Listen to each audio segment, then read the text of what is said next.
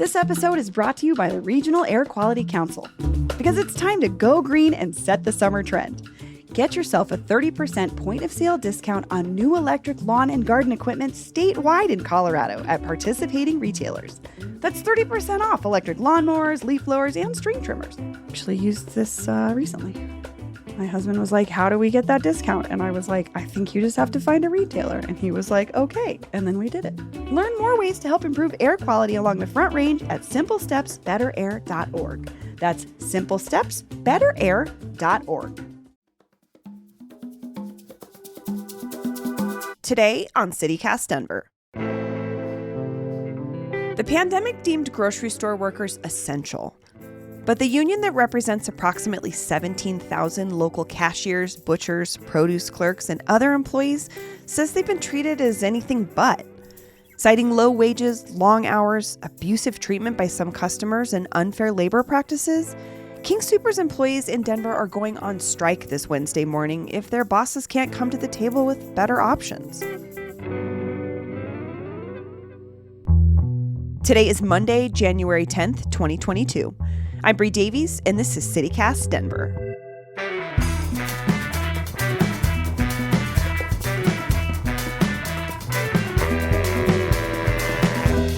I am super busy right now. I bet.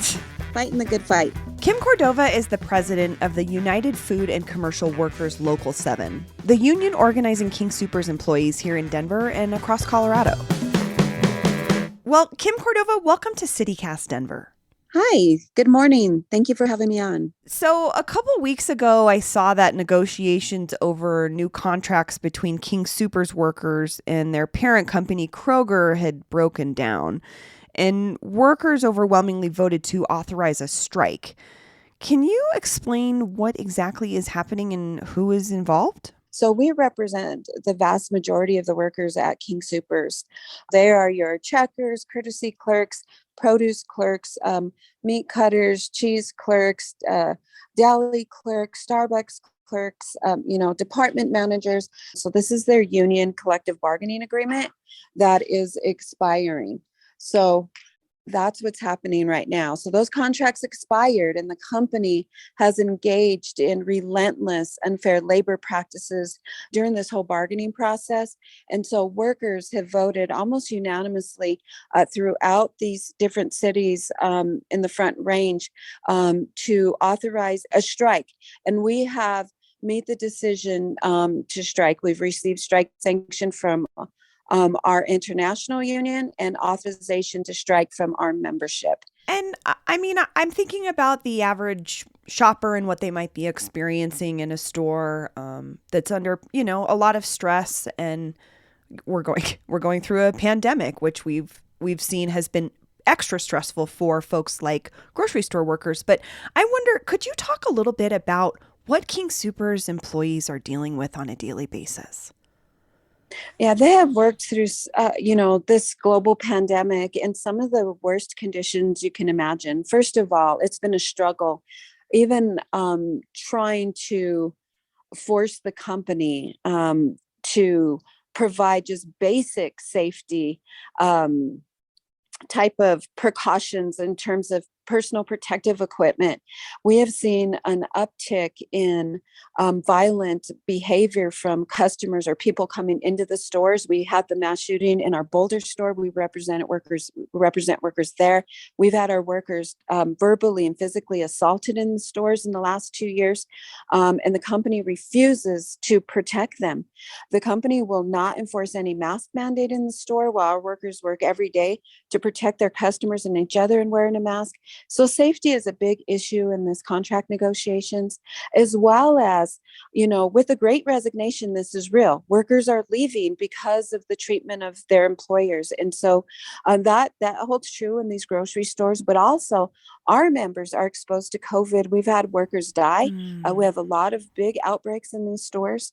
And so workers are doing the job of 2 to 3, 4 people in the store for some of the lowest wages in the state. And so while King Soopers is the number one chain in terms of market share in Colorado, and Kroger's the number one grocer in the whole United States, but yet they do not lead the industry in pay or working conditions or safety. And so really, workers are really tired, frustrated, fed up. They don't feel protected, they don't feel respected, and they're definitely not being compensated for the essential job that they do. I'm feeling frustration for folks and thinking about how we kind of take for granted that our grocery stores are always there. They're always, there's knowledgeable people in the store. I've been shopping at King Soopers my entire life. So, Mhm. it's Yes. a crucial part of our community. So a King Soopers spokesperson recently gave a quote to Nine News, and I'd love to hear your response. They said, quote, "We take our obligation to provide our communities with access to fresh food and other essentials very seriously. At a time when Coloradans are coming together to support our communities, UFCW Local 7 is threatening disruption." What is that? How do you take that as someone who's representing the actual workers within King Soopers? So, first of all, the company forgets that the workers inside the store are part of the community that they serve. And so they can't do two things at once. They cannot, brag and boast about $1 billion stock buybacks for their CEO and brag to their shareholders about the massive profit they've made off of the pandemic and then come to the bargaining table and offer crumbs to the workers, treat them without respect, engage in unfair labor practices, and then, attack their health care, full-time jobs. They're actually outsourcing their jobs right now. You can't do both, right? Because I believe that the customers will support the workers that were there for them. Because grocery workers work during any man-made or natural disasters, the fires that just happened, our stores stay open. And so even though Kroger, King Soopers is an essential business, they treat their essential workers as disposable and sacrificial, Hmm. which isn't good for our community. They're part of the community that they serve. And before the strike authorization vote, the union you represent filed a lawsuit last week alleging that King Soopers was hiring temporary non-union workers to do union jobs. And that seems to have been a bit of a catalyst for the escalation of this situation. Can you explain why? Well, first of all, job protection is really important, and we have very strong language in our collective bargaining agreements that states that the work performed in the store shall be done by the union workers. It's union protected work. And so, what they've done, instead of paying a livable and a thriving wage to these workers or staffing those stores appropriately, they're using temporary agencies or third parties, which is in violation of our contract. And, a lot of these third party folks, like Instacart workers that they use, instead of paying an Instacart worker a union wage or benefits or have an opportunity for a pension plan and sick pay, they're using unbenefited workers to do the job so that they can do things cheaper and pour more money in the pockets of their shareholders and corporate executives. And so we filed the lawsuit and we want the company to cease and desist. Sure, sure. Well, and I just see how important it is to have trained people in the grocery store. I mean, you can't just throw somebody on and say, deal with this produce, or you know what I mean, like check somebody out. Like it takes training and expertise like any other. They're skilled jobs. They are, and actually the other issue is that it's a safety issue. So Mm. our members in the store go through background checks, vigorous background checks by the company. Some of these folks that are working from these other entities or other sources, right? Like temporary agencies or third parties. King Soopers itself does not perform background checks on those folks, and so we've had a number of issues where these third party people are coming in and putting our member safety at risk. I mean, we've had employees that have been verbally or physically attacked by these third party folks. I mean, it's caused a lot of conflict, and we've had safety issues with them, but it hurts their health plan and their pension plan because the company is not paying into those plans for the hours that normally would have been worked by a union worker. So it hurts everybody.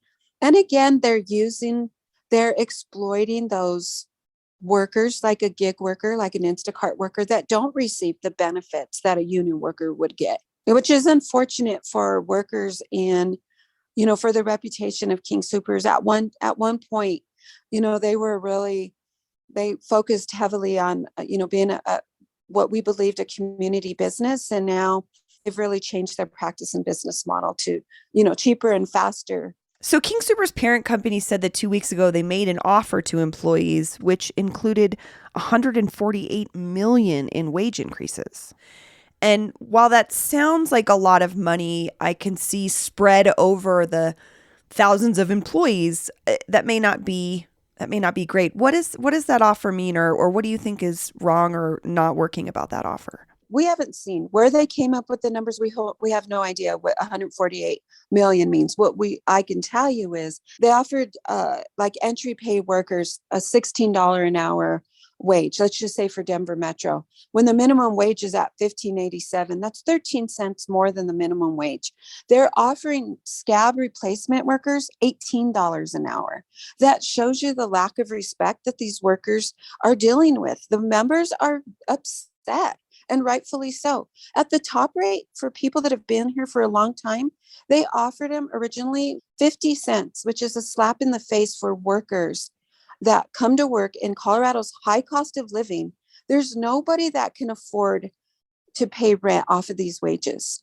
And so what we see is a lot of our members working for one of the largest employers in the state experience homelessness and food insecurity working for a grocery store because they're offering peanuts. $148 for an employer that makes massive profits like this. And look at the money they're saving by all of the self-checkouts and the automation that they're using, taking away workers' jobs. The company is getting richer and richer and not sharing their success with their workers. And so $148 million may sound like a lot to the general public, but it was absolutely a slap in the face to the workers. And the workers, it's not even on the table. The bargaining team, the union's bargaining team, which is member-led, rejected their proposal. Our strike is about the unfair labor practices that result in our inability to bargain a contract that reflects their worth to the company, the value that they bring to that company and their incredible success. They're responsible for every penny that those companies make. This episode is brought to you by Choir League. Choir League presents Sing and Shout, an unforgettable afternoon celebrating the powerful legacy of African American spirituals, the foundation of all American music. On Sunday, May 4th at 3:30 p.m., join Lonnie Norwood, gospel singer and teacher from the South Side of Chicago, for a workshop and performance with Choir League. Lonnie will guide folks through this powerful American art form, where it came from, and how it informed American music that came after it. You can buy tickets now on Eventbrite and enjoy the show with Lonnie, but you can also join Choir League. The group meets weekly for practice at local breweries and distilleries. Singers can sign up for 6 to 8 week sessions, and there's always a performance at the end of each cycle. There's no audition to join and no experience necessary. Tickets for the May 4th show with Lonnie Norwood are on sale now at Eventbrite. Just check the link in our show notes. For more information on the program and joining the choir, visit choirleague.com or email info@choirleague.com. So we've heard a lot about new labor organizing efforts and union activity across the country, especially in the past year. And could you put this dispute with King Soopers' parent company into the context of this larger conversation about labor disputes and unionizing efforts across the country? Absolutely. The Great Resignation is real. All right. I mean, COVID did a lot. It did a lot of bad things, but what it also did is it really lifted the veil off of workers' eyes, and they're rethinking their relationship with their employer. While CEOs and corporate executives do their job behind Zoom, these workers come to work every day on the front line, risking their lives. They are taking a stand right now, and there is a huge revolution going on in this country, and workers are fed up and they're fired up, and they have the ability right now. They're in the best position we've ever seen to demand better. And I can say, I am so proud of workers, frontline workers, standing up in solidarity, because we are the backbone of this country and this economy. Companies can run without a CEO, but they cannot run without a frontline worker. Kim Cordova, thank you so much for joining me. Thank you so much and have a wonderful day, and thank you for having me on. And here's what else is happening in Denver today. After a third straight losing season, Vic Fangio is out as head coach of the Broncos. According to the Denver Post, Fangio led the team through 3 straight losing seasons, and that just wasn't cutting it. So add head coach to the list of open positions to fill this offseason, alongside a new owner and a good quarterback. Last week, I spoke with Councilwoman Candy Sedabaca on City Council's passage of a $4.7 million contract for a controversial gunshot detection technology called ShotSpotter. Sedabaca was the lone no vote on council. Because council overwhelmingly voted in favor of ShotSpotter, we wanted to share some testimony from last week's vote. In particular, from Councilwoman Stacey Gilmore, who explained that her constituents in Northeast Denver had asked for such a technology, and she shared a personal story of losing her nephew to gun violence. On a personal note, if there would have been this technology on December 31st of 2014, my nephew, Toshio Gilmore, would still be alive today. He was shot in Lowry at some apartments. He went and tried to get help. He banged on doors. Toshio didn't have any place to go. He found a couch. He laid down on the couch. He bled out and he froze to death. Toshio was an African American man. If this technology would have been deployed at that point, it would have triangulated it. We would have had a squad car at least have driven by to see if somebody was hurt. And so I am in full support of this tonight because I am listening to my community, and I want to make sure that if something violent happens, if there is a gunshot, if somebody illegally discharges a firearm in the city and county of Denver, I want our police department to know. That's all for today here on CityCast Denver. If you enjoyed the show, why not take a minute to tell a friend about us, rate the show wherever you get your podcasts, and subscribe to our morning newsletter. We'll be back tomorrow morning with more news from around the city. See you later.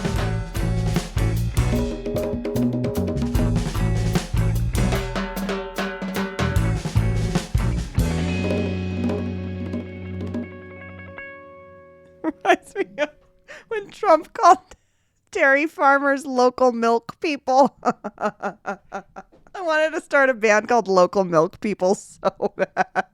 Such a stupid thing to say.